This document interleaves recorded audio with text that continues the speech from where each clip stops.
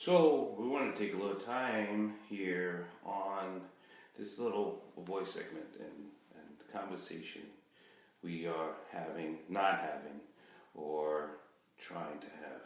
So I think I want to start off with how I got from here to there. And one of those things I got asked a couple of times, and many times, is where did I get the way I think and thought or thinking?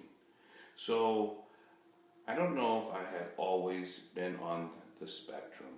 And the spectrum is, we know there's Asperger's, we know there's different autism and autistic.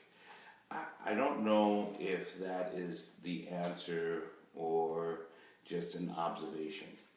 Because I think growing up and being born in the 60s, I think many kids could have been brought into this wide variety of spectrum. And having kids that were, quote, diagnosed on the spectrum, I don't disagree with the diagnosis. I may a lot of disagree with different types of treatment. But that's not what this conversation is about.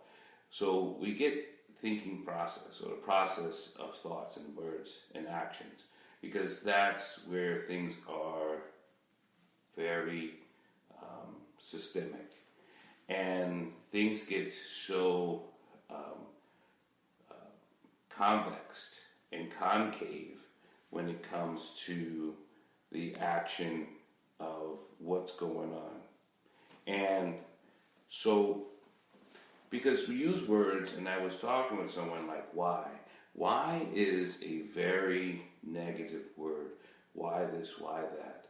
Now, I understand we were taught that it was asked a question, but the question isn't, but not often we have to exclude our own mortal perceptions or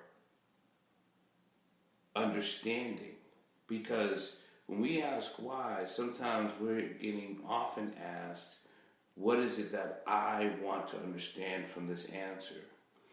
And why, scientifically, if you ask the why question in science, then you're okay with getting many answers, because there's different parameters, there's different variables that includes to your answer.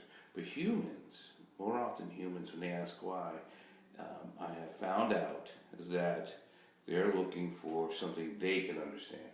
So it's not really the answer they're looking for. They're looking for something that they can latch on to that makes sense to said person. Now, we always have these times and things have said that this economic time and these changing of times and this evolving of this, and they are all true, and things are always evolving from one preconceived notion of what could be, what has been, and where it is going. And those are all argumentative points. But when it comes to someone like me thinking, and I want to say the simplest word is thinking holistically, thinking of all spectrums of the dodecahedron. So you got 10 different points to each sided view. And if you're not able to surround your own personal thoughts with some of the accumulation of possibilities, not the accumulation of your own perceptions of environmental cause.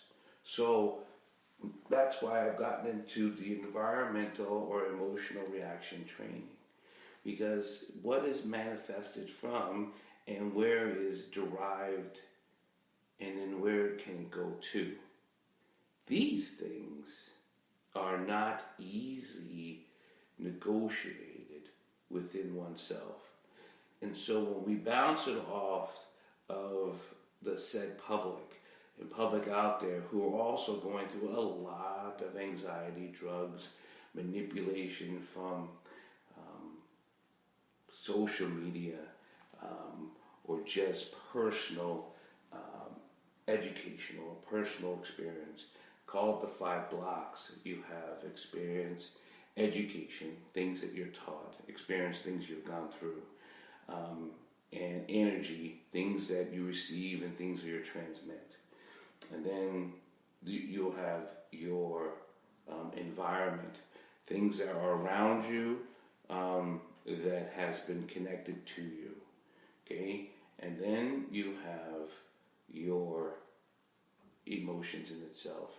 So these things can be blocks if you don't have clear understanding. And that's also tough, because understanding can be what my understanding is derived from my religious sect or from my personal experiences, right? So, but when I get asked questions, I've gotten into the atomic level of thought in my own way. And my own atomic thought is, what's the emotion and what's the energy? Not so much how come and why, because if something has already been done, the why has already been stated in the action, and I don't need to ask that. And how, that's also not a concern or a factor, because now it's being transmitted, and how am I going to absorb it? What am I, where am I, and who am I in this observation of the conversation? All these take place, and it shouldn't have to be fast thinking, because acceptance, it's one of those simple words that has so much growth in it. As the rain splits the earth, has so much growth in acceptance. Acceptance is the raindrop. Everything in the acceptance is not raindrop. There's elements in acceptance. And it's not forced acceptance like, I should accept this. I could accept this. You either are accepting or you are not. Can you train yourself to open yourself up to acceptance? Yes, but it's not through acceptance or the word.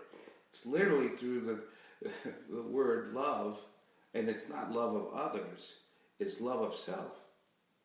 And you've heard this dynamic view stated before. Love of self, the love of self has come from a working cultivation of action. It seems like a lot of mumble jumble sometimes. But through my own personal practice of studying the earth, the trees, the elements, the alchemist's way of living, breaking up the elements of life. How do I absorb it? How do I interact with it? Who am I within the element? How am I moving the element? And that's where the martial sciences come in. That's where the practices come in. Because there's so much of deliverance and evolving of this type of work, that it does move you and open to love. And love is just love, but it's more living in the element of the atomic action, because we're all moving in some form of energy, and we're transponders, and we're receivers. So in that movement, like all universal natural life, there is the science and the code of it. We can form ourselves and formulate not a different code, not a different sense of the code, and then there goes acceptance. So little segment. I'm Dr. Paul Dyer, and thank you for visiting with me.